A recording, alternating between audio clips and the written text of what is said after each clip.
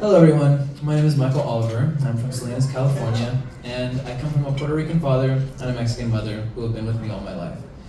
I'm a college student and a big brother to a 5-year-old that looks up to me. When I was in high school, specifically my senior year, I did not know what the college system was or how to even get there in the first place. College was only a thing told to me when I was 16, which was harsh, because that means I only got a year to decide where I was going to be for the next 4 years of my life and my future. To make a decision and write my entire life story to these institutions that I had no information about. Being first generation brought significant responsibilities that I had to figure out all on my own.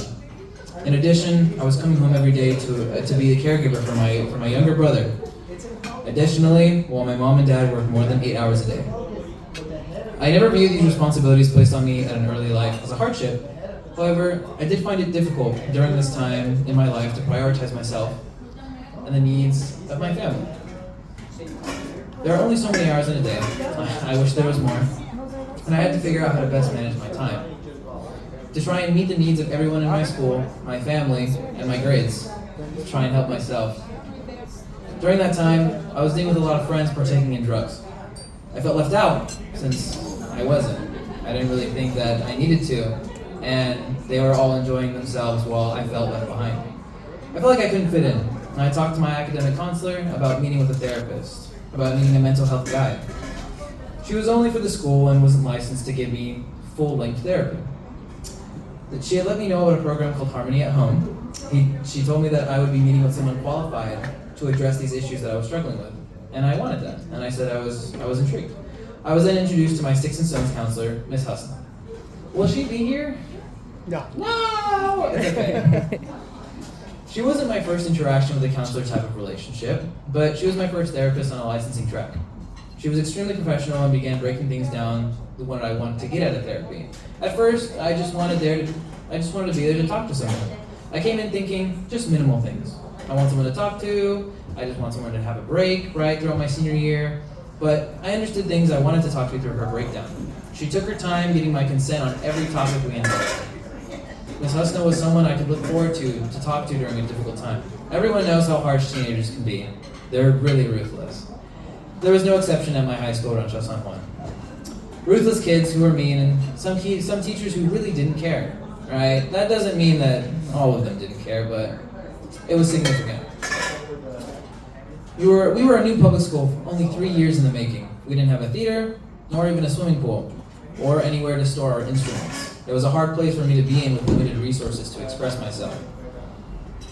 Every Tuesday or Wednesday in the morning, I would take my bagel that my mom made me, that was already moist in my Ziploc bag, filled with binders and books and worksheets that I honestly didn't really care about at the time. I laid everything out in Miss Husna's office, and after our first couple of meetings, I would write a note to myself and list everything after that so I could tell her about it. I was excited every single day to just write something down and go to her to have someone to talk to openly. Alright? She asked me if I wanted to do group counseling with others that had a similar situation in mind. At first, the idea didn't sound very pleasant to me, but through weeks and weeks of trust, I felt like she's helped me and helped so many others that I would like to. Right? Ms. Husna had worked so hard with me. She earned my trust with so many others. She was one of only 2 counselors who were supervising a school full of 2,400 kids. And she'd been able to get the hearts of so many people. Around this time, I was diagnosed with depression. It had developed, I don't know when, but it began showing signs, especially during my stress. I began taking medication, and the doctors asked if I wanted therapy. I was worried it was too expensive for my family, and I felt like I wouldn't have the time. So I knew that Ms. Husna would be there to help me through my journey, starting the medication and be able to help getting accustomed to it while I got used to it. While I was adjusting to the medication, I was under tremendous responsibilities of running clubs, making bigger decisions for my class, writing 4+ essays to each college, balancing caregiving duties while also trying to do well in classes. Right? Everything mattered, everything stacked, right? And I did not have the luxury of just being able to put everything down. Ms. Nessa had been there for me in every part. I could be emotional when club meetings didn't go right. I could be angry when something didn't go how I wanted on a test, and I could just rant. I could be open and honest with her. I continued with her through my entire senior year and never once missed a day that she was there. Even if it was just for snacks, she always had really good yoo-hoos, right? or to talk with a group that she had made. I would just go. She made me feel, and each of her students, like we were wanted, regardless of the issues that we faced. She allowed many of us to meet each other and really get to know our own problems and how to help one another, especially through group counseling.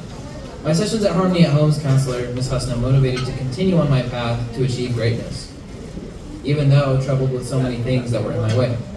After graduation, Ms. Husna gave us all her wishes for a better and brighter future. To this day, things that she said have stuck with me, and now I use them for my own better judgment. Today, I find myself saying proudly that I'm a sophomore student and an RA, a residential assistant at UC Berkeley, and I study astrophysics. And so far, it's been an amazing time, regardless of all the physics class and the math classes, and it's hard. Being a Latino, somewhere where Latinos usually aren't really found, sometimes it takes a toll.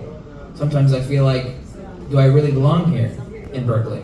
But being first-generation low-income student, with Ms. Husna's teachings, I would coach myself through a lot of things mentally. Her attitude and what she had told me should always be prioritized and would stick with me. It made me ask the bigger questions and tougher questions as well.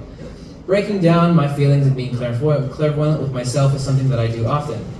Because of these long conversations and talks we had, it has prepared me to be an RA at Berkeley, along with the perks of free dormitory housing, which covers $23,000 in tuition. I enjoy looking over the well-being of 60 freshmen, all with their each individual lives, guiding them on their new journey like I once was. Once new and confused like me, I take Ms. Husna's advice every day and apply it to the hardships that they may face and that they choose to share with me. I use these things she's taught me regardless of who it is. I remember the support she provided to me. Without her, I don't think I could have pushed myself hard enough to make it where I am today. Without the Harmony at Home Sticks and Stones program, I can confidently say that I would not be standing here in front of you today. So I wanted to say thank you all for supporting me and this incredible organization so that many more students will have the support that I did today, tomorrow, and in the future. Thank you.